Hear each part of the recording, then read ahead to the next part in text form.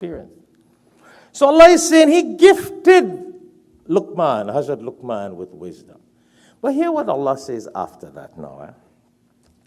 Anishkur lillah. Very interesting. Allah speaks now of shukr. So some of the mufassirin and commentators say, what was that quality that Luqman, Hazrat Luqman alayhi salatu wasalam had, that Allah gifted him with that power of wisdom? What was that quality? As soon as Allah speaks about وَلَقَدْ أَتَيْنَا لُقْمَانَ الْحِكْمَةَ, that He bestowed on him wisdom, Allah speaks of anishkur lillah. He speaks of the importance of being grateful to Allah, making the shukr to Allah. So Mufassirin have said that because Hazrat Luqman was a very grateful person to Allah, not ungrateful. You know, a lot of us are very ungrateful. Innal insana li rabbihi lakanur.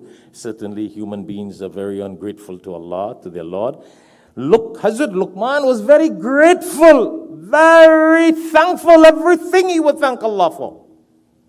And because he was so thankful, that quality of being thankful, Allah gifted him with the power of hikmah, wisdom.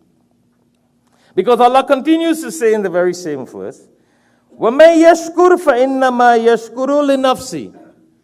Because anyone who is grateful to Allah and make thanks to Allah and give thanks to Allah, what is their gratefulness beneficial to?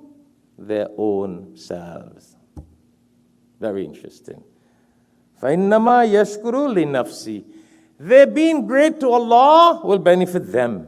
It doesn't make Allah more Akbar. Allah is already Akbar, the highest level.